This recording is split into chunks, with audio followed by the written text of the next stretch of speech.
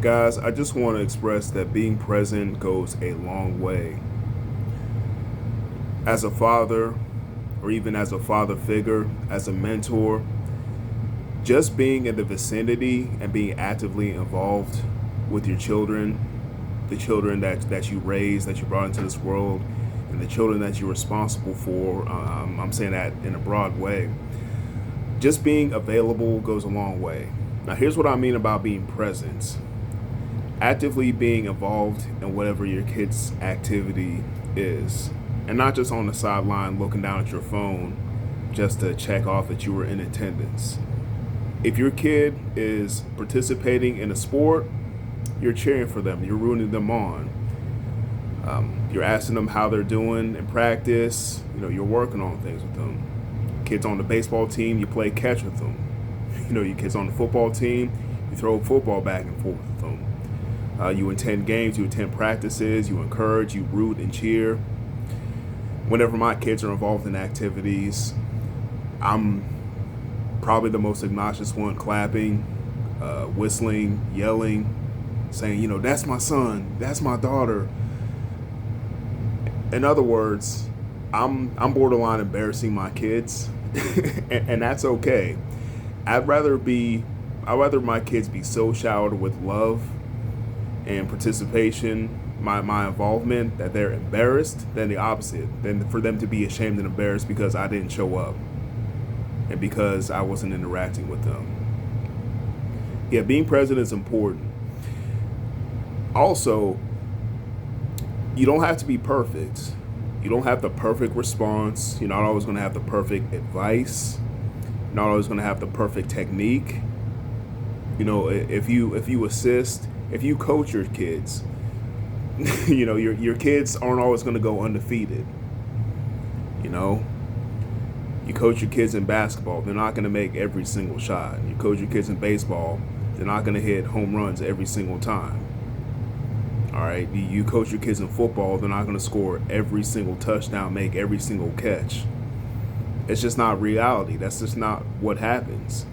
You win some, you lose some. Sometimes you fumble over your words as a parent. Sometimes you don't always have the best advice. But the most important thing is that you care, that you're present. It seems obvious, but it's not. I see so many parents around here. I'm not going to sit there and act holier than thou because I'm not perfect myself. Sometimes I tune out and sometimes I zone out. But it's at critical level how many parents, they can claim the kids on the birth certificate and they can claim them on their income tax, but they might as well not even be in the vicinity because they're so inactive with their kids. They're so dismissive.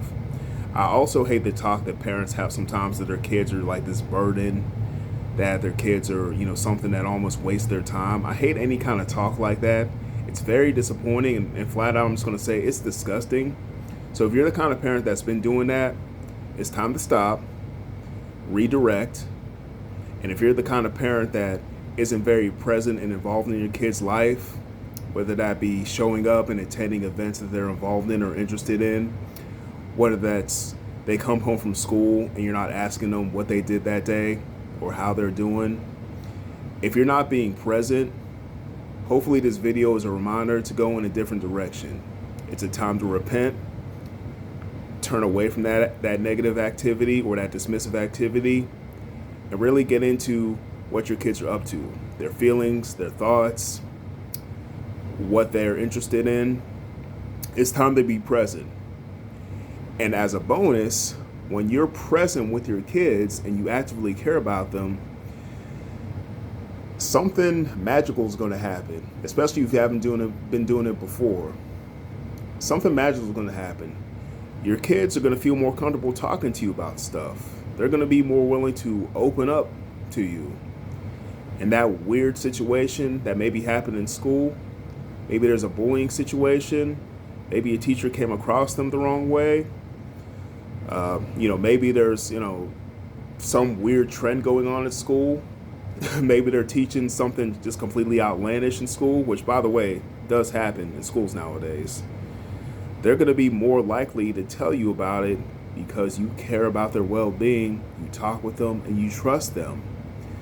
One thing I can't stand is that when parents want to be strict and disciplinary, which does have its place, but they want to completely not be involved in a loving way.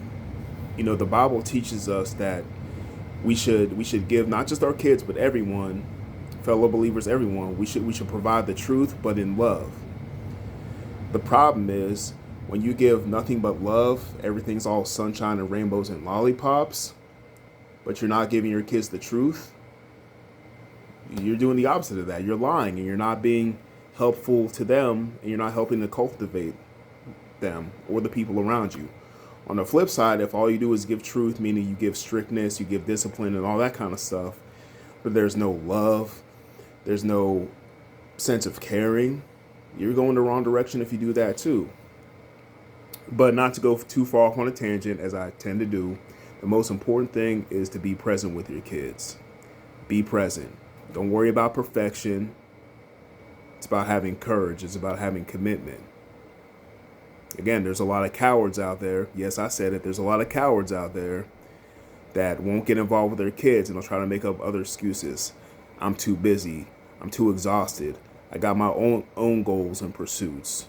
Whatever they may, but it's all just excuses for cowardice. If you're not present with your kids, you're a coward. Some parents say, "Well, I'm working too much. I'm working too hard." But you'll make time for stuff that you are interested in. You make time to party. You make time to go to the club. You make time to go drink. You make time to go fishing. You make time to go hunting. You make time to go watch your favorite TV show, watch your favorite movie, listen to your favorite music, hang out with your bud. You make time for all of this stuff, even if it's inconvenient, even if you're a little tired or sleepy. Guess what? You'll make time for it. But your kids, that's a strain. I gotta fit it, weave it into my schedule. It's just like on a larger scale, a relationship with Christ. I wonder, people find it such a strain. Just one example. People find it such a strain to give God an hour and a half of their time on Sunday and do a little Bible reading devotional during the week. People find it's so difficult to spend 1 to 2 hours a week with God, but they'll drop everything to watch a football team for 3 hours and talk about it at work on Monday and buy the merchandise and buy the gear and make it an idol, make it a source of worship. I mean, let's be honest.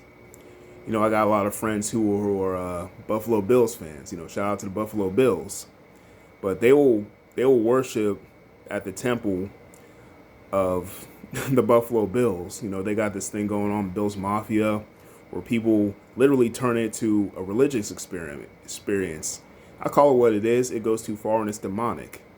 I saw this commercial the other day where people were praying to Josh Allen and Sean McDermott, the quarterback and the coach of the Bills.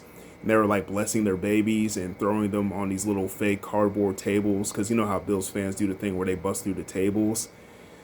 I'll call it what it is. It's demonic and it's blasphemous. Because you're going to do that like it's a holy service. Josh Allen can't even deliver you a Super Bowl.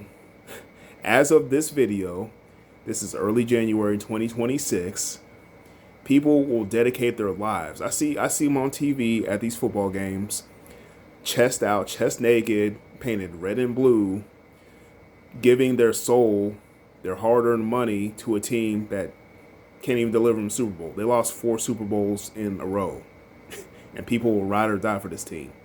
Jesus gave you the gift of salvation for free, and it's a strain to spend an hour with him a week. Isn't that something? Doing it again, going off topic. The main point is you will be present for whatever you care about. And in this case, when it talks about your kids, if you love your kids, you will be present for them. You will make time for them. If you can make time for a football team, if you can make time for a job that you don't even love, that gets on your nerves, your coworkers get on your nerves to pay your bills, but then you won't give time for your kids, something seriously messed up. So be present for your kids. Don't worry about perfection. Just be courageous enough to love them and cherish them and spend time with them. All right, guys. Peace out. God bless.